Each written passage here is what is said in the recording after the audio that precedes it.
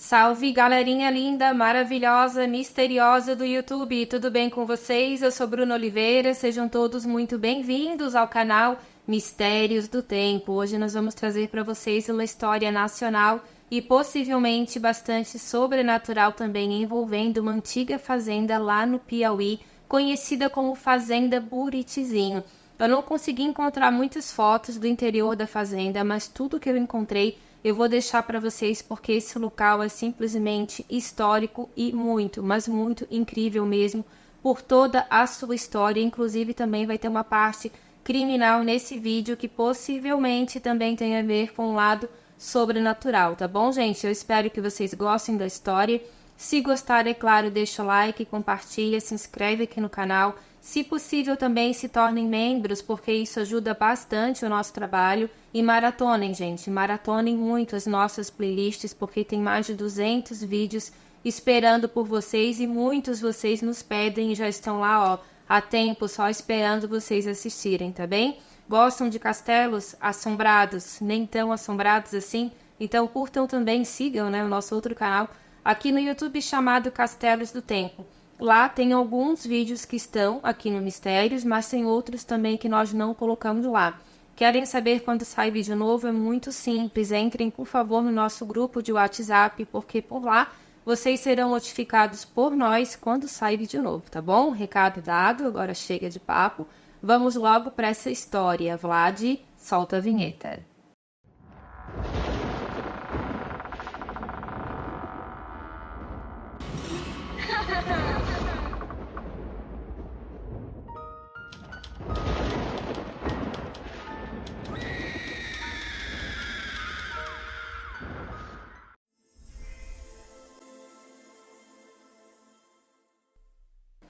A Fazenda Buritizinho foi construída em 1848 e é provavelmente a edificação mais antiga ainda de pé em território altoense no Piauí.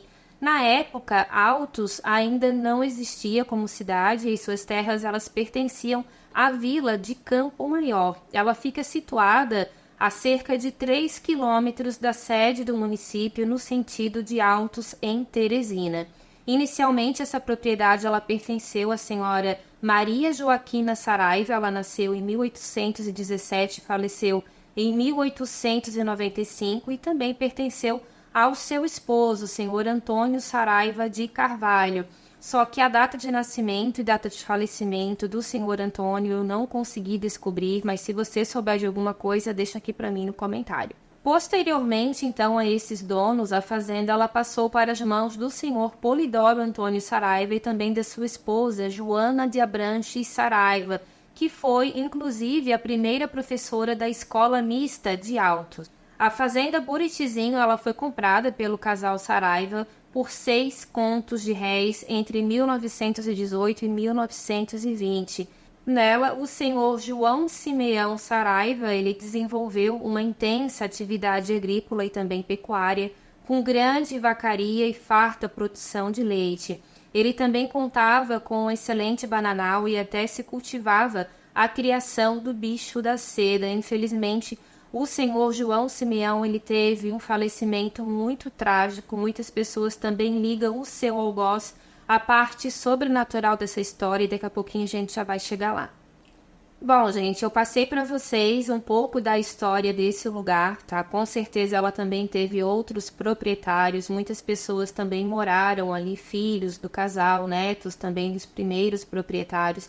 Então tem muita história para contar e os caseiros que lá tomam conta até os dias de hoje falam que sim, que coisas estranhas costumam acontecer por lá, relacionado ao período em que a escravidão aqui no Brasil ainda não tinha sido abolida. Infelizmente, o nosso país foi um dos últimos a abolir essa atrocidade, infelizmente. Então, muitas coisas também são ligadas à época de capatazes que trabalharam lá, senhores do mato, que eram pessoas muito rudes com as pessoas escravizadas. Tem um cemitério também, aonde esses escravizados eram enterrados, que fica do lado esquerdo dessa fazenda. Pelo que eu entendi, esse cemitério ele não é muito bem demarcado.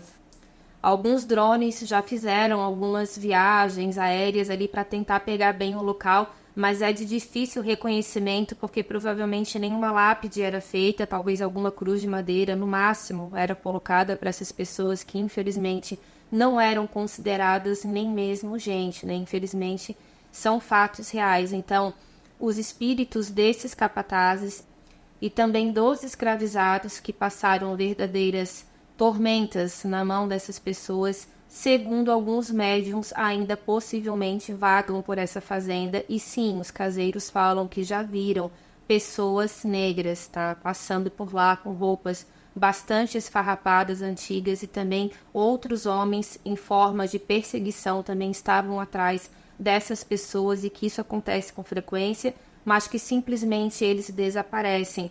Então são relatos muito interessantes e eu vou contar essa história em detalhes para vocês agora.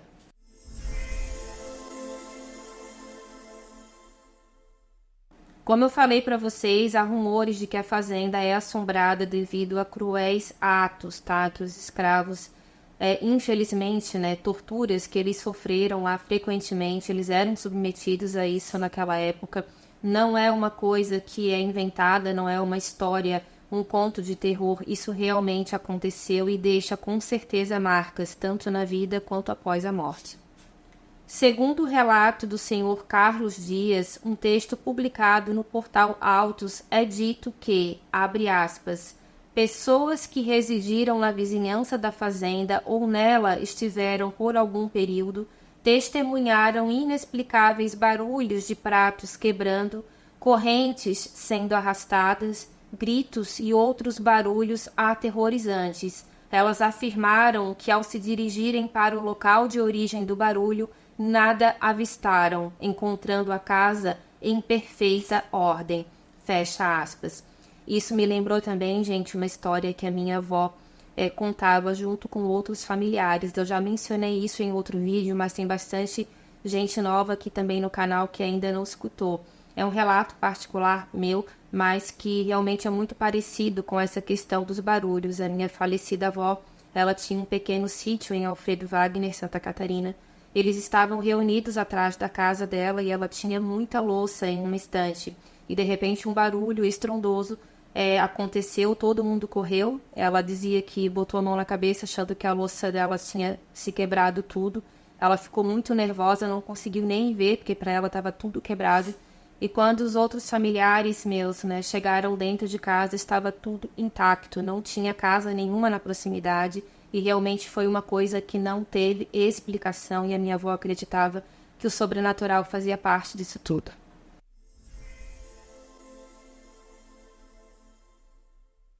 Um dos caseiros da fazenda Buritizinho contou no ano de 2015 para alguns visitantes que buscam, visitar a fazenda em busca de alguma curiosidade sobrenatural. Ele comentou que lá existem sim muitos espíritos, principalmente dos escravizados que lá sofreram e também morreram, e também por alguns dos mais antigos proprietários do local que ainda consideram-se donos daquelas terras. E segundo ele, alguns fatos realmente estranhos aconteciam não só fora de casa, mas também dentro de casa, e eram muito relacionados aos primeiros proprietários. Agora eu não sei se realmente era os primeiros proprietários ou filhos e netos deles, mas eram pessoas mais antigas que eram muito apegadas aos bens materiais e que, segundo alguns sensitivos, também com a opinião desse caseiro em 2015, falaram que sim, que com certeza os espíritos ainda não queriam, eles não aceitavam a partida e ainda consideravam a fazenda propriedade deles. Segundo o relato desse caseiro, que eu acredito ser o mesmo até os dias de hoje, ele de fato já teria presenciado alguns vultos correndo na escuridão da noite, mas que ele não tinha medo e ele até achava interessante essas aparições, com as quais ele inclusive também já estava bastante acostumado, porque ele achava que se fossem espíritos que quisessem fazer algum mal para ele, já teriam feito. Ele comentou que ele não tinha medo, que ele já tinha visto várias vezes, mas que a esposa dele tinha muito medo, ou ainda tem muito medo, mas como ele também precisava do trabalho e também tinha uma curiosidade sobrenatural a respeito da vida após a morte, ele não se incomodava com aquilo tudo, já estava inclusive acostumado, mas a esposa dele Hoje não sei como é que tá a situação, mas ele comentou que passou um bocado ali com ela, porque realmente ela tinha muito medo e não gostava de ficar lá. Na lateral direita do casarão, um grande chiqueiro de rebanho caprino com piso suspenso existe, só que nesse local onde foi feito esse chiqueiro ficava a antiga senzala, mas praticamente não existe mais nada, talvez algumas pequenas ruínas. Infelizmente, a ação do tempo e também talvez a falta de cuidado, de dinheiro para manter uma estrutura mais antiga também não foi possível. Infelizmente, muita coisa ali se perdeu. Ainda tem alguns objetos da época em que os escravizados moravam nessa fazenda, mas são bem poucas as peças que ainda sobraram. Mas dizem que nesse chiqueiro caprino ali que existe, onde era senzala, também barulhos muito estranhos acontecem, que não tem nada a ver com os animais que estão ali, que principalmente vozes e barulhos também de correntes são escutados. Pelo meio do quintal da fazenda também ainda existem algumas pequenas ruínas aonde ficavam as habitações dos escravizados que ali viviam em regime, digamos assim, de semi-liberdade. Ou seja, eram escravizados que talvez tivessem um pouco mais de acesso à casa grande, talvez tivessem um pouco mais, digamos assim, de liberdade para poder ir e vir em alguns lugares. Mas as senzalas geralmente eram colocados aqueles que eram destinados também a trabalhos mais pesados.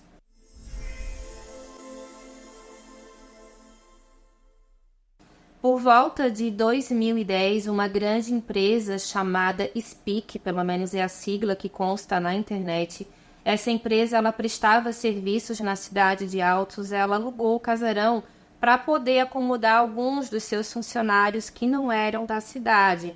Só que esse aluguel não perdurou por muito tempo. Essa informação foi confirmada pelo caseiro, realmente foi alugado, muitos funcionários ficavam alojados lá, não sabiam da história que a fazenda era assombrada, até porque moravam em outra cidade, mas não ficaram muitos dias, tá, gente? Eu não sei exatamente quanto tempo foi, mas parece que foi no máximo ali uma semana, porque eles relataram que eles viam pessoas passando na rua, passando dentro do casarão, que eles viam pessoas negras que estavam machucadas, escutavam vozes, gritos, barulhos de corrente, barulhos de chicote também. Então tudo aquilo foi presenciado, foi escutado por muitas pessoas ao mesmo tempo e não deu outra. Ou eles eram retirados dali, ou eles também não prestavam mais serviços para essa empresa. E olha que a empresa realmente acatou, a decisão deles. Eram muitos funcionários, eles precisavam também daquela mão de obra. Então, sendo assim, eles tiveram que alugar às pressas um outro alojamento. Mas quem ficou lá falou que realmente foi uma coisa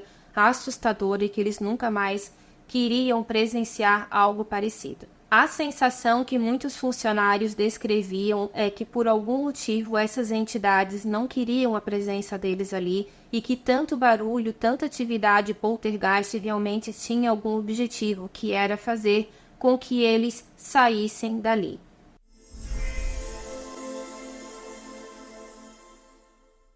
As pessoas mais antigas da região contam que durante os tempos onde os escravizados moravam na fazenda, um proprietário da fazenda, cujo nome permanece desconhecido, ele temia uma revolta dessas pessoas contra a Casa Grande, observando o que acontecia em outras fazendas do Brasil. Como ele era muito rico, ele não queria correr o risco de ser saqueado. Esse fazendeiro ele ordenou então que um escravizado carregasse potes cheios de moedas de ouro. Esses potes foram colocados com um jumento, para que esse jumento pudesse levar. Olha só o tamanho da fortuna desse homem, que nem mesmo um dos escravizados talvez mais fortes que ele tinha não conseguia levar, então era muito dinheiro mesmo. Ele levou então esse escravizado junto com ele para uma certa região ali da fazenda, uma mata mais fechada, e ele foi lá e ele perguntou para esse homem se ele aceitava ser o guardião daquele tesouro. O escravizado, obviamente, obedecendo a ordem, disse que sim, que ele aceitava, e nisso ele perdeu a vida dele. Ele levou um tiro e ele acabou, então, sendo nomeado o guardião eterno daquele tesouro. E, além de tudo isso, também esse proprietário teria tirado a vida também do animal que fez esse transporte. Ele cavou uma cova colocou todos juntos, tanto o tesouro, quanto o homem escravizado, quanto também o animal, e depois ele foi embora, mas dizem que ele nunca mais teve sossego na vida dele depois disso.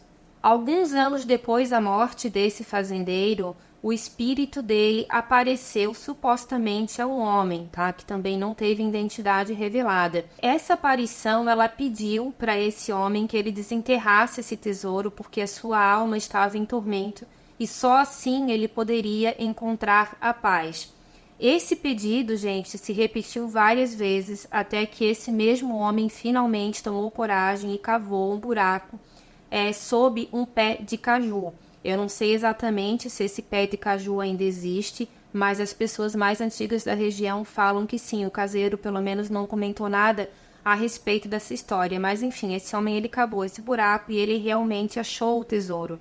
Só que quando ele achou essas moedas de ouro, segundo o que ele contou, ele olhou para cima e ele viu um homem negro, machucado, com uma arma na mão, dizendo que aquele tesouro não seria tirado dali, porque ele perdeu a vida dele justamente para se tornar um guardião, e assim seria por toda a eternidade. Esse homem simplesmente colocou toda a terra por cima daquele ouro novamente e saiu sem olhar para trás, seguindo as ordens daquele espírito. Então ele disse que isso realmente aconteceu, não quis se identificar, mas essa história se espalhou pela cidade do Piauí e até hoje ela é mencionada. E as pessoas mais antigas da região falam que sim, que essa história realmente aconteceu.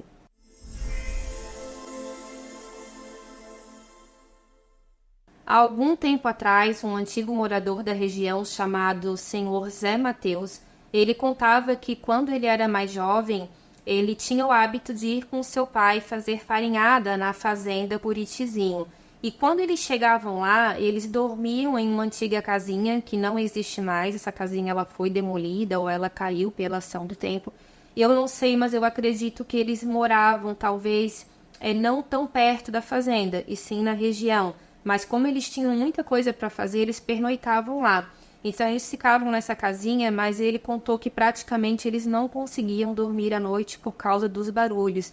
Ele comentava que o que mais acontecia lá eram barulhos de pedra, como se algumas pedras caíssem em cima do telhado, e ao tentar verificar se alguém estava tentando pregar uma peça, ninguém era encontrado, nenhuma pedra também era encontrada, e ao voltarem para o interior da casa, esses barulhos de pedras também continuavam. Barulhos de corrente, pessoas correndo ao redor da casa também eram escutados. E muita gente acredita que sim, que são os espíritos, né, dos antigos capatazes e também dos escravizados que usavam muito aquela região também ali, na época em que a fazenda ainda tinha, né, esse trabalho escravo. Essa questão, gente, desse fenômeno das pedras que caem, nós temos também um vídeo aqui no canal, já é um vídeo um pouco mais antigo, é a respeito da casa de Caiçara, aonde alguns policiais, inclusive, presenciaram o momento em que essas pedras caíam do nada. Muita gente também me pede casos nacionais, achando que nós não temos, mas nós temos, gente, cerca de 50 vídeos em uma playlist somente de casos sobrenaturais nacionais, e eu vou deixar esse link aqui na descrição e também vou mandar para vocês pelo nosso grupo de WhatsApp.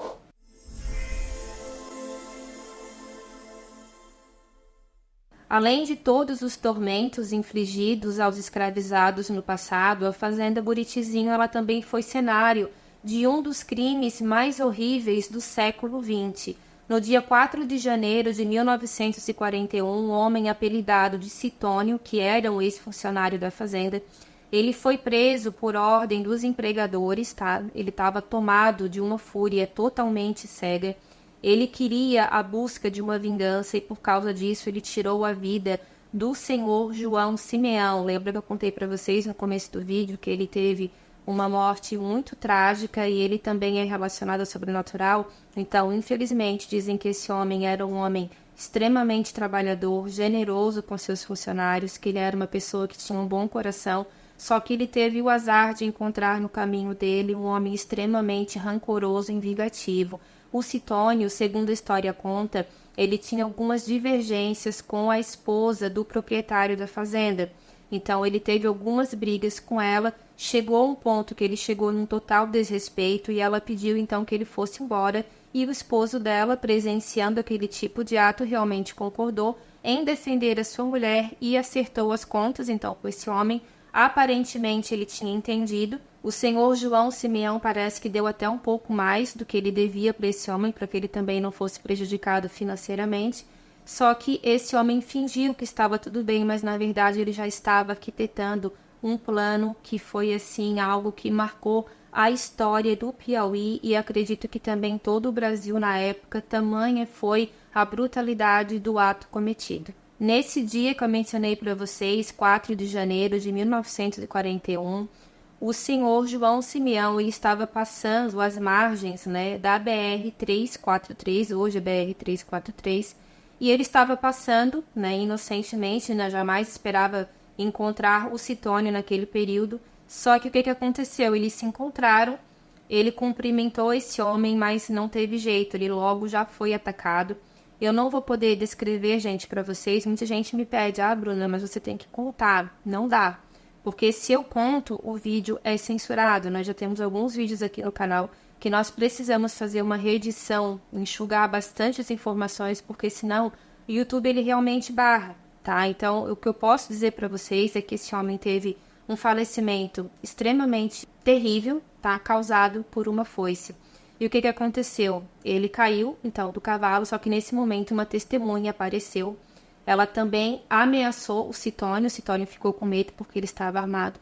Só que o Citônio acabou saindo, fugindo, só que ele foi parar em um bar. E nesse bar ele disse o que ele tinha feito, que ele não tinha se arrependido, e que agora a próxima vítima seria o secretário da cidade e também o filho do ex-patrão dele, só que não deu muito tempo, é claro.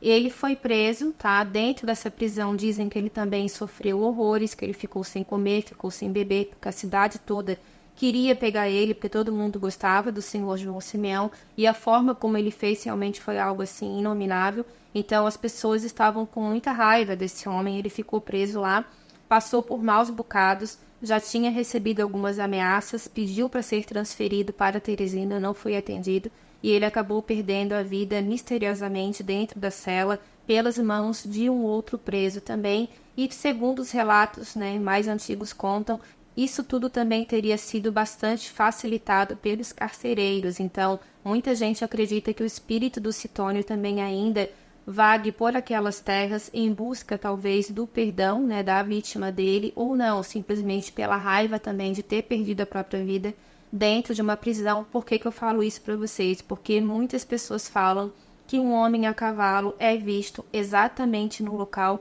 em que o senhor João Simeão faleceu e que essa presença é extremamente opressiva, que ela causa um sentimento de angústia, de medo, de terror muito grande. Então tem gente que fala, deve ser a vítima, mas eu, minha opinião, acredito no que muitos médiums falam também, que provavelmente se há ainda algum espírito tão opressor naquelas terras onde aconteceu isso tudo, provavelmente seja da pessoa quem cometeu toda essa barbárie. Uma curiosidade também, gente, é que o Citônio ele ficou preso na antiga cadeia pública, onde hoje atualmente funciona a loja maçônica Acácia Altoense. O Citônio ele faleceu no dia 10 de janeiro, também de 1941, ou seja, pouquíssimos dias depois do crime que ele cometeu. E o nome do presidiário que teria cometido, então, né, esse crime também com o Citônio, ele se chamava Francisco Tomás, e muita gente também conta que, na verdade, esse acerto de contas que aconteceu dentro da cela teria sido a mando da família da própria vítima, mas isso também nunca foi provado.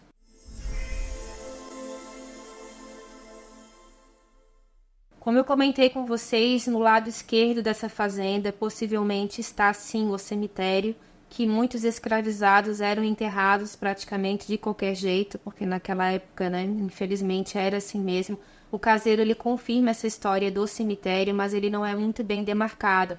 Mas algumas histórias também contam que uma espécie de maldição também existe exatamente naquelas terras, que se alguma pessoa negra perder a vida ali de forma trágica, que aqueles espíritos dos escravizados, de alguma forma, eles vão se revoltar e eles vão dar novamente, né, digamos assim, as suas caras nesse plano em que vivemos. Então, isso também é considerado muito parte de lenda, mas tem pessoas antigas que falam que sim, que se alguma pessoa negra principalmente descendentes daqueles que lá viveram, perderem a vida ali, que coisas ruins irão acontecer com as pessoas que moram naquela casa.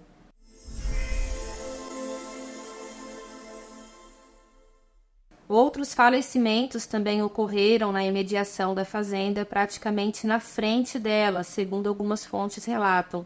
Nesse acidente, que foi um acidente automobilístico, ocorrido no dia 13 de julho de 1957, 33 vidas foram perdidas no choque entre o caminhão do senhor Cândido Porto Viana, dirigido por seu filho José Cândido Teixeira Viana. Eles bateram em um ônibus da empresa Marimbá, que rumava para a capital piauiense. Então é um local que ele é marcado por tragédias e também por grande sofrimento, e está aí talvez a fonte de tantos fenômenos paranormais.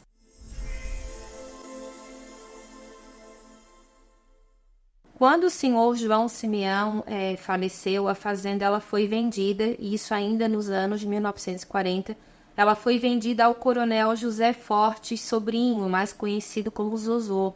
Ele exerceu o cargo de prefeito nomeado do município de Altos no período de 8 de abril até o dia 18 de maio de 1946.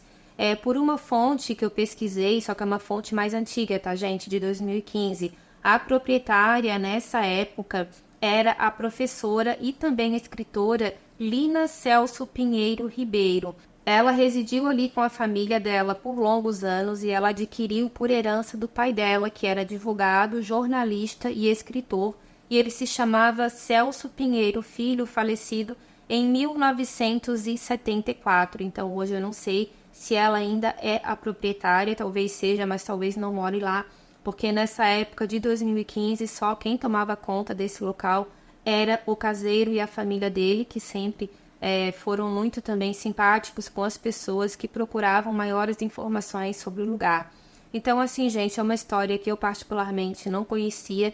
Pesquisando fazendas possivelmente assombradas, eu encontrei essa história e trouxe aqui para vocês. Mas se vocês souberem de mais algum detalhe envolvendo tudo isso, deixa aqui para mim no comentário, tá bom? Essa foi a nossa história de hoje, eu espero que vocês tenham gostado. Gente, não esquece, deixa o like, compartilha e se inscreve. Isso é muito importante para o nosso trabalho. E também eu peço que vocês maratonem as nossas playlists, tá? Tem muito material lá, são mais de 200 vídeos. Tem algumas playlists também para a galerinha que gosta mais do criminal. Nós também temos playlists falando sobre esse tema, tá certo? Um beijo grande para todos vocês, obrigada por tudo e até a próxima história. Tchau, tchau. Obrigado!